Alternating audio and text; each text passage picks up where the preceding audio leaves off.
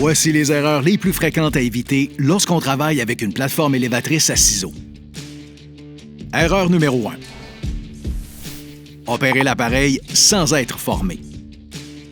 Quand on n'est pas familier avec un appareil, on risque de faire une fausse manœuvre.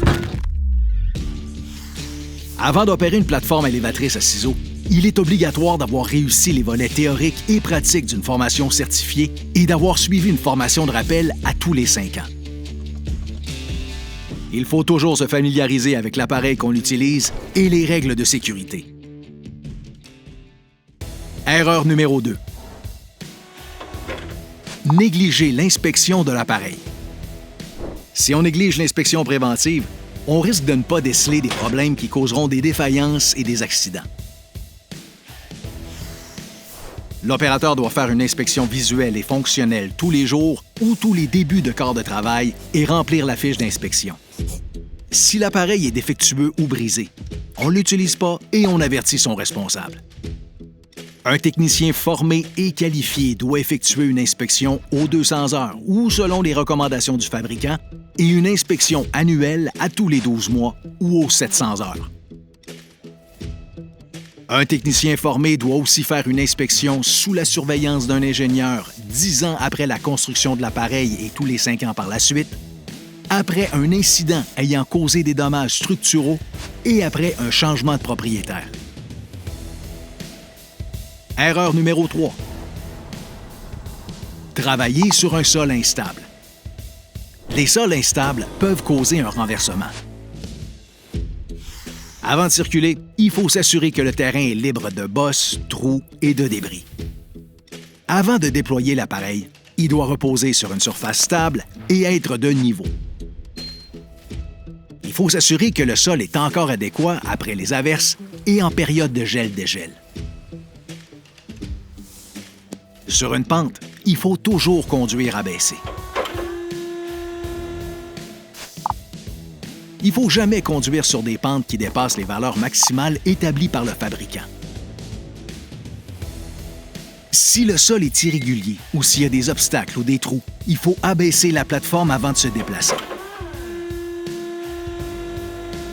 Il peut être nécessaire d'utiliser les stabilisateurs pour optimiser le nivellement et la portée de la plateforme. Il est important de consulter le guide du fabricant pour savoir quand les déployer. Et n'oubliez pas qu'il faut toujours rester à 3 mètres ou plus de tout creusement. Erreur numéro 4. Ne pas planifier ses déplacements. On risque de causer des dommages matériels et des blessures corporelles quand on conduit sans porter attention à son environnement. Avant de se déplacer, il faut s'assurer qu'il n'y a pas d'obstacle au sol, de piétons ou d'obstacle en hauteur. Quand le dégagement est insuffisant pour qu'on demeure debout sur la plateforme, si on a à passer dans une embrasure de porte par exemple, il faut manœuvrer l'appareil à partir du sol. On ne doit jamais élever ou abaisser la plateforme pendant les déplacements. Et il faut toujours regarder dans la direction du déplacement.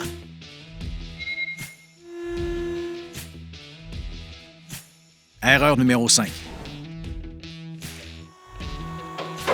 Ne pas prévoir de périmètre de sécurité.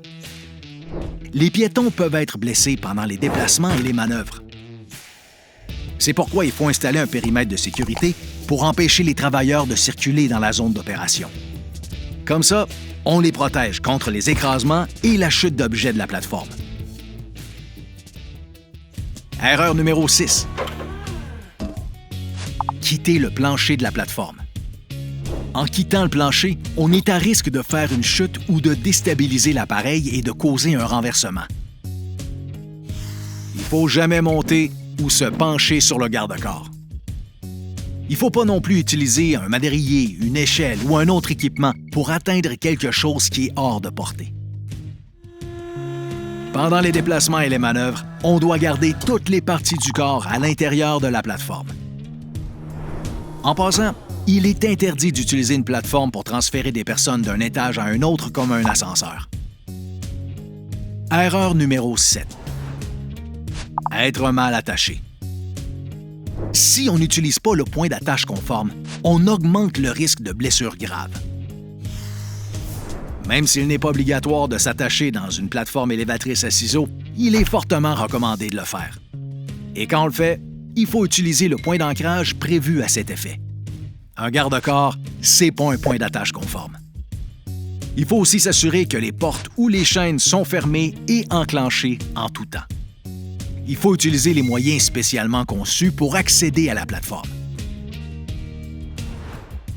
On doit monter ou descendre en gardant 3 points d'appui et faire face à l'appareil. On ne descend pas dos à l'appareil et on ne saute pas. Erreur numéro 8. Modifier ou utiliser un accessoire non compatible. En modifiant l'appareil ou en utilisant un accessoire non compatible, on peut causer une défaillance ou un déséquilibre. Les accessoires doivent toujours être compatibles, utilisés et installés selon les instructions du fabricant. Erreur numéro 9. Ne pas respecter les limites de charge. Si on ne respecte pas les limites de charge, l'appareil risque de se renverser. Les plateformes élévatrices sont conçues pour soulever des travailleurs avec leurs outils et leurs matériaux, pas pour soulever des charges. Il faut toujours respecter la limite de charge indiquée sur la plaque signalétique ou dans le manuel du fabricant. Sur certains modèles, 2 personnes sont permises. D'autres modèles en permettent encore plus. Il faut toujours se référer au manuel du fabricant ou à la plaque signalétique. Il faut sécuriser les outils, les équipements et les matériaux à l'intérieur de la plateforme pendant les déplacements. Ils ne doivent pas excéder le garde-corps ou dépasser la plateforme.